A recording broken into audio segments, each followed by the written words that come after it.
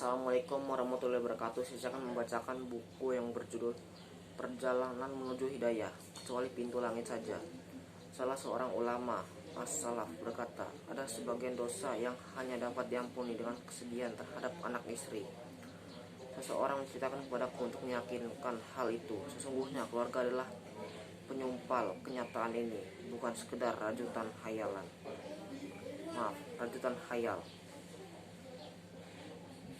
Bukan pula sebuah dongeng. Aku adalah seorang ayah. Anakku selalu mencari fokus pembicaraan. Usai bulan Ramadan dan seiring dengan kedatangan hari Id, ku perhatikan bahwa anakku Abdullah yang berusia 2 tahun setengah terlihat lemah sekali dan panas tubuhnya meningkat drastis. Senyumannya sirna dan kecerahan wajahnya terlihat layu. Ia belum terbilang mahir berjalan, namun kini justru menjadi lemah secara tiba-tiba. Pandangannya kosong dan suaranya terputus-putus mencari tempat untuk berbaring. Kami segera mengompres dan memberinya obat penenang sambil berusaha mencari dokter, tetapi panas tubuhnya kembali meningkat. Tak ada pilihan, tidak ada lagi waktu untuk bermusyawarah. Semua rumah sakit segera tergambar dalam benakku, tetapi kami sekarang dalam liburan. Maka kami pun memutuskan untuk mencari dokter juga. Mencari dokter jaga. Aku berkata kepada ibunya sambil menggendong anak tersebut, jangan khawatir, anak-anak biasa seperti itu. Aku terus berbicara untuk menenangkan jiwanya sebelum menutup pintu. Anak kecil itu mudah sekali terkena penyakit, namun juga mudah sembuh. Tenangkan pikiranmu dan bertawakallah kepada Allah. Setelah berjalan tersendat-sendat karena kemacetan, sinar dari luar menyilaukan matamu. Kemudian engkau masuk ke dunia lain, menaiki jenjang-jenjang rumah sakit, dunia yang lambat menyembunyikan segala senyuman. Tidak ada tempat di situ buat kesombongan dan sikap semena-mena. Manusia dalam dunia ini amat lemah sekali. Ada yang tertunduk kepalanya, ada yang memegangi perutnya dengan kedua tangannya, ada lagi yang mengerang dengan rintihan yang memecah kesunyian, namun tidak diketahui mana orangnya. Adapun orang-orang yang terluka dan darah mengucur bisa engkau lihat setiap saat. Diawali dengan suara mobil ambulan di luar rumah sakit. Tak lama kemudian engkau akan melihat dengan mata kepalamu. Engkau tidak mengingat bahwa ada yang dinamakan dengan kondisi sehat walafiat, kecuali bila engkau telah berada di tempat lain. Kecuali bila engkau telah berada di tempat ini. Di pojok kamar terdapat orang tua berumur 80 tahunan. Seorang yang lanjut usia terlihat sudah kehilangan segala sesuatu. Pandangannya kosong ke kiri dan ke kanan, mencari di mana dokter, mencari obat. Engkau tidak akan merasakan kenikmatan sehat kecuali bila engkau melihat dan menyaksikan kejadian itu. Bisa jadi engkau akan melihat orang yang tampak sehat, tetapi berjalan lambat dan lompat-lompat seperti hendak menyeberangi lautan di mata orang-orang yang sakit. Kondisi putriku menjadi ringan bagiku. Begitu kulihat bahwa rasa sakit itu ternyata memeras kondisi semua orang di situ. Kami diberi berbagai macam obat. Aku sudah mencium bau kesehatan ketika keluar dari rumah sakit itu. Pada hari pertama kesehatannya sudah mulai membaik sedikit. Namun setelah obat habis, panas itu datang lagi. Kami pun kembali ke dokter. Ketika aku menjelaskan kondisi anakku, terlihat dalam pandangan mataku kegelisahan dan kegoncangan. Dokter itu berusaha menenangkan diriku, jangan khawatir. Lalu dia memberikan kepada kami obat-obatan yang sama seperti sebelumnya. Kami gembira membawa obat tersebut, namun kondisinya kembali seperti sebelumnya. Berulang-ulang kami berobat ke sana selama 5 minggu berturut-turut, namun tidak ada hasilnya. Aku mulai dirundung rasa takut, sementara ibunya lebih takut lagi. Pembicaraan kami tinggal anak kita mulai melemah dan berkurang selera makannya. Berjalan pun ia lambat dan merasa sakit di tulang-tulangnya. Ibunya melihat wajahnya pucat sekali. Dengan kondisi begini, ia tidak hanya membutuhkan konsumsi obat dan pemeriksaan segera saja, tapi harus diopname dan pemeriksaan lengkap. Aku merasa bahwa ada sesuatu dan pasti ada hari-hari panjang dan menunggu kami. Aku mencium keningnya dan membawanya ke bagian rawat inap. Anakku mulai menerima berbagai jenis suntikan. Sementara ia memelas-melas kepadaku, aku hanya dapat memeganginya dengan kuat dan menyerahkannya untuk menerima suntikan. Suara melengking keras, rintihan pun terdengar kuat, sementara air matanya mengalir dan berjatuhan di tanganku. dan aku tetap memeganginya. Air mata itu seolah berbicara kepadaku. Kebekuan hati macam apa ini, wahai ayahku? Ada sesuatu dalam hatiku yang terbakar, dan dalam dadaku terasa jantungku mencair. Air matamu, wahai anakku, hanyalah sebuah titik di lautan luas. Wahai anakku, aku bukanlah patung dan hatiku bukanlah batu. Beberapa hari berlalu sementara kami menanti-nanti. Setiap kali dokter menemui kami selalu berusaha mendengar jawaban darinya. Kami menantikan kalimat yang dapat memberi harapan. Lukanya telah diobati, namun meski banyak sudah pemeriksaan dilakukan, tidak juga membawa hasil. Satu-satunya jawaban adalah penyakit dalam darah.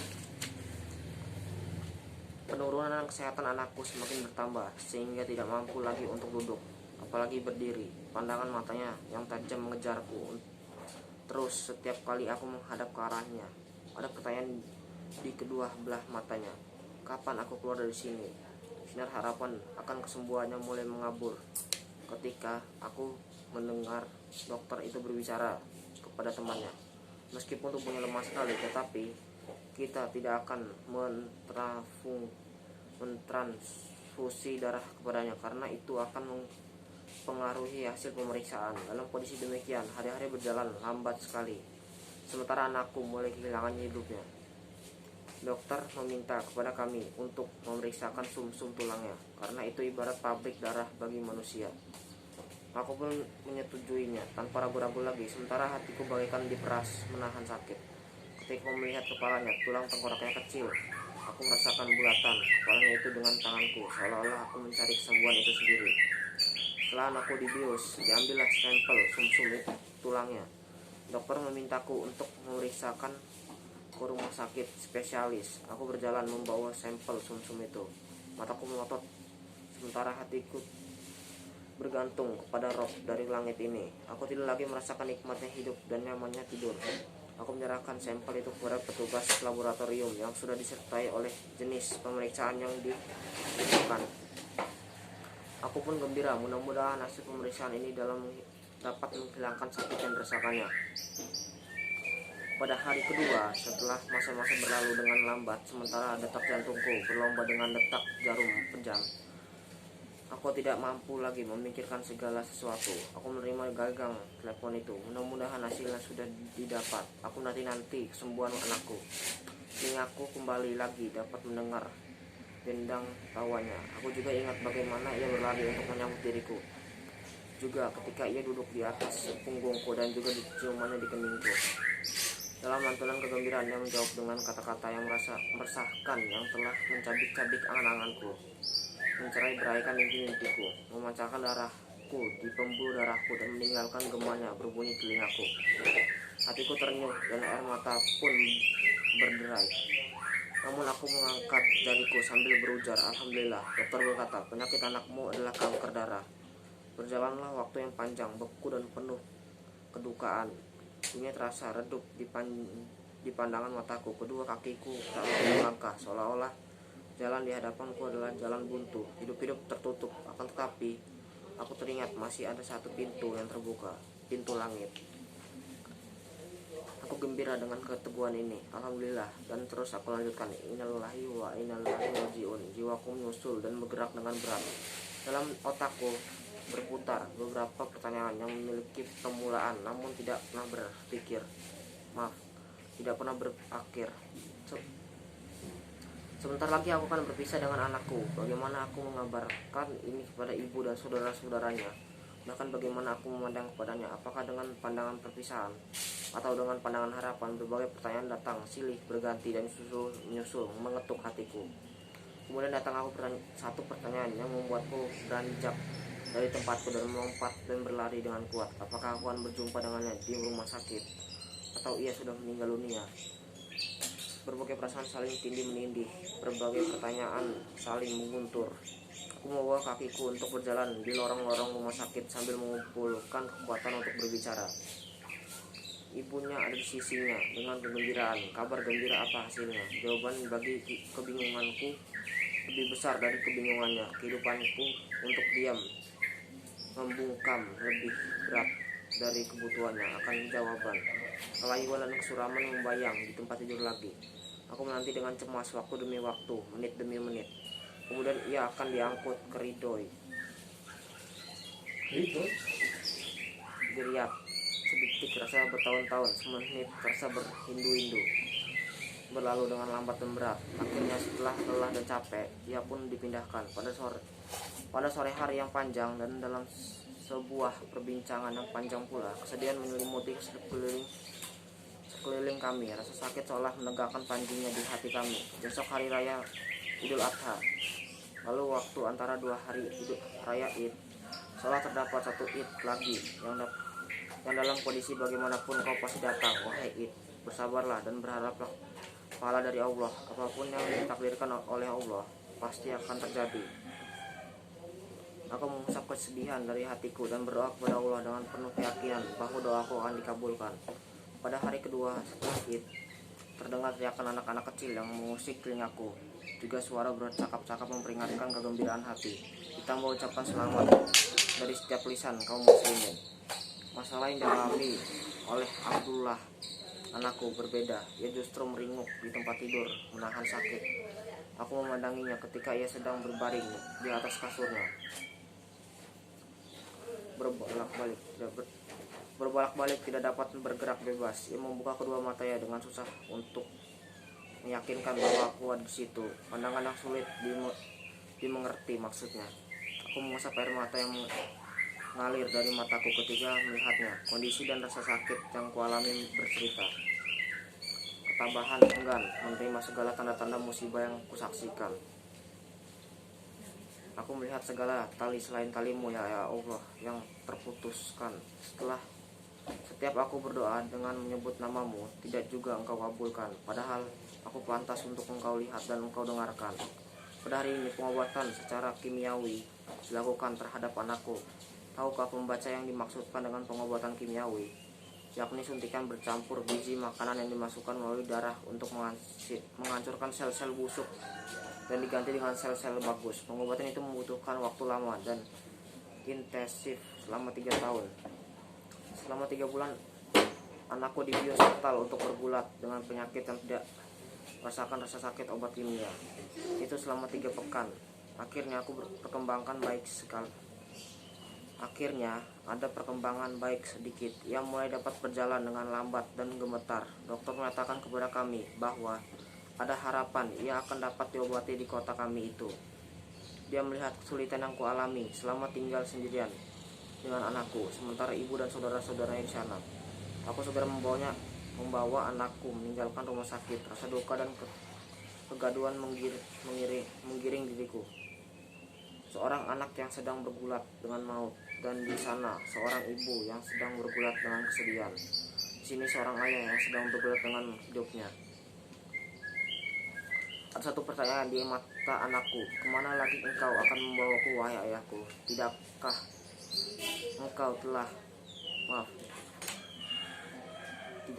engkau lelah menggotongku? Kita hendak pergi ke rumah sakit lain, atau ke rumah sakit kita saja.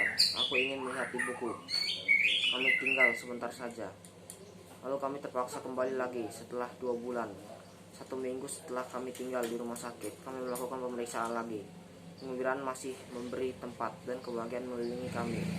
Akan tetapi datang hal yang mengejutkan kami. Penyakit anakku kembali kambuh, fase yang menyebabkan datangnya kekhawatiran. Aku terserang goncangan yang memeras perasaan. Yang harus kulakukan, bagaimana aku harus berbuat? Sel-sel kanker itu kembali aktif. Harus diadakan pengobatan ulang dari awal lagi.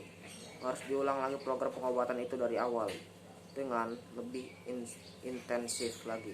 Dokter itu pun terpengaruh ketika membaca hasil pemeriksaan. Kemudian ia berkata seolah-olah meneriakkan rasa sakit anakku. Kalau Anda mau, biar pengobatan itu kita mulai lagi dari awal di sini, atau kembali ke Jeddah. Lebih baik kembali ke Jeddah saja, jawabku. Aku memegangi hasil pemeriksaan anakku itu dan membawa anakku keluar rumah sakit tersebut. Suara dokter menyusulku dengan cepat. Jangan lupa segera memberi pengobatan dan jangan melalaikannya. Kondisi anak itu mengkhawatirkan. Aku mengetuk pintu rumah sakit. Anakku harus menanggung suntikan yang tidak biasa diterima oleh orang besar sekalipun. Tak ada lagi lokasi baru pada tubuhnya yang belum tersentuh jarum suntik. Dokter sendiri sampai bingung di mana lagi ia harus menusukkan jarum suntiknya. Anakku harus menanggung rasa sakit, jauh dari ibu dan saudara-saudara yang banyak, mengenali muka-muka dokter dan bermacam-macam obat. Adapun aku sendiri juga sudah hafal berbagai rumah sakit, karena semuanya sudah menjadi tempat tinggalku sehari-hari. Tangis, teriakan, dan cerita anakku ketika ia meminta tolong sudah tidak berarti lagi bagiku. Ia biasa meminta tolong kepadaku karena saking sakitnya, tetapi aku tidak memiliki daya apa-apa. Wahai anakku, semoga pintu sudah diketuk kecuali pintu Allah. Segala pintu juga sudah tertutup kecuali pintu Allah. Atau siapakah yang memperkenalkan doa orang yang dalam kesulitan apabila ia berdoa kepadanya dan yang menghilangkan kesusahan? Surat Al-An'am ayat 62. Pada saat itu mendengar ada seorang syaikh yang sudah biasa mengobati dengan ruqyah Al-Quran. Sebagian rekan mengusulkan aku untuk mencobanya. Alhamdulillah, ruqyah dengan Al-Quran memang obat. Namun hawa nafsu mendebatku. Banyak yang harus dipikirkan. Pikiranku sendiri menjadi bercabang-cabang. Bagaimana aku meninggalkan kedokteran modern? Bisa jadi. Sebelum pergi aku beristighfar, meminta pilihan dari Allah. Malam itu aku tidur, dan tidurku aku bermimpi bahwa aku berdiri di pinggir lautan dan air di pinggir laut itu dangkal. Pada bagian tertentu terdapat tanah yang menonjol tampak oleh mata, tidak tersentuh air laut. Tiba-tiba terlihat lubang di bawah laut. Keluar dari laut itu yang biasa disebut dengan kepiting laut, si cancer, dan pergi jauh-jauh. Aku bangun dari tidur malam itu. Jiwaku sudah menjauh dari rasa takut akan kambuhnya penyakit anakku itu. Aku mengabarkan mimpi itu kepada orang yang ku percaya. Ia berkata, bergembiralah, mudah-mudahan itu kebalikan bagimu. Insya Allah tanah dalam mimpi itu adalah manusia, sementara kepiting yang keluar itu adalah penyakit yang keluar darinya. Insya Allah. Aku terima kabar gembira itu. Aku memutuskan untuk pergi menemui ulama yang biasa membacakan ruqyah itu untuk meruqyah anakku dengan Al-Quran. Di tengah penuh sesak orang-orang yang sakit, terdapat kenyamanan jiwa yang kurasakan. Kisah kusembahkan menghiasi di tempat itu.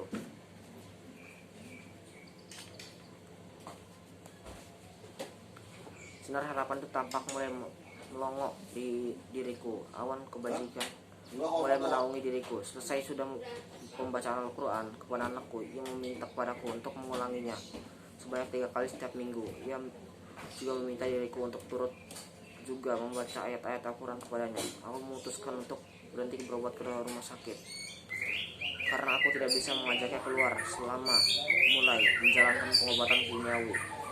3 minggu pun berlalu. Pada masa itu kondisi anakku membaik. Setiap waktu pengobatan aku pergi dari Jeddah ke Riyadh.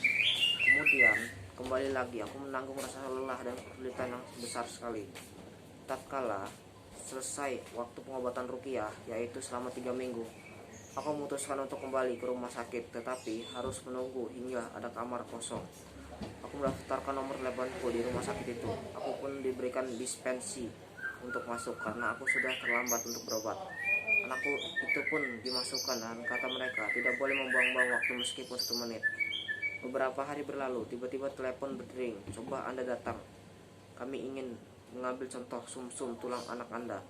Hendaknya ia berpuasa. Aku pun membawa anakku. Aku bingung, diiringi pula oleh rasa sakit yang dialami anakku yang masih kecil dan teriakannya. Aku pergi ke rumah sakit, juga berdoa kepada Allah agar tidak kembali ke rumah sakit itu sekali lagi. Contoh sumsum itu pun diambil. Aku pun kembali ke rumah. Masalah kami sekarang ini antara pemeriksaan dan hasilnya. 1 minggu penuh membiarkan urusan itu untuk diselesaikan. Apa yang akan terjadi, di mana dan bagaimana nanti. Di lokasi pemeriksaan, kakiku melangkah cepat. Aku merasa bahwa ada kebaikan yang menantikanku di sana. Aku duduk bersama dokter untuk bertanya kepadanya, dan jawabannya sungguh menggetarkan lubuk hatiku yang paling dalam. Aku meyakinkan diriku bahwa aku dalam keadaan sadar ketika mendengar ucapannya. membuat lemah pendengaranku dan menenteramkan anggota-anggota tubuhku. Pada masa itu, di mana sudah tidak ada lagi kesempatan bagi kegembiraan dalam hatiku, aku mencari anakku ke kanan dan ke kiri, untuk menciumnya, untuk melihat kedua matanya, dan untuk mengusap air mataku. Aku menoleh mencari tempat untuk melakukan sujud syukur kepada Allah. Siapa yang lebih berhak untuk mendapatkan selain Allah?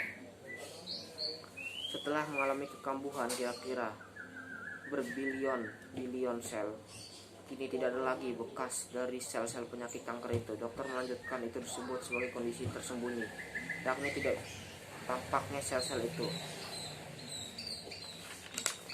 Ketika diperiksa, ia harus dicermati untuk mengantisipasi berbagai kemungkinan. Aku pun keluar. Aku menoleh untuk mencari telepon dan mengabarkannya kepada istriku. Tetapi langkah-langkahku lebih cepat daripada pandanganku. Aku memuji Allah atas kenikmatan Islam, kenikmatan diturunkan Al-Quran. Air mata kesedihan telah mengalir di hari-hariku yang panjang. Adapun sekarang, bukan sekedar air mata kegembiraan semata, bahkan air mata kegembiraan dan rasa syukur. Aku mengalihkan ingatanku. Kami akan memperlihatkan kepada mereka tanda-tanda kekuasaan kami di segenap ufuk dan pada diri mereka sendiri, sehingga jelaslah bagi mereka bahwa Al-Quran itu benar. Dan apakah Rabbmu tidak cukup bagi kamu bahwa sesungguhnya ia menyaksikan segala sesuatu. Surat Fussilat ayat 53. Aku melihat bukti ayat itu dalam diriku. Aku hidup bersamanya dalam rumahku. Di sini, di antara tumpukan hasil pemeriksaan medis, di antara angka-angka dan berbagai berkas pemeriksaan lainnya, di antara tangisan anak dan kesedihan ibunya, juga kedukaan sang ayah. Maha benar Allah yang telah berfirman, kami turunkan Al-Quran itu penyembah dan rahmat bagi kaum mukminin. Surat Al-Isra ayat 82. Cukup sekian saya bacakan. Apabila ada kesalahan membaca, mohon maafkan. Saya akhiri. Wassalamualaikum warahmatullahi wabarakatuh.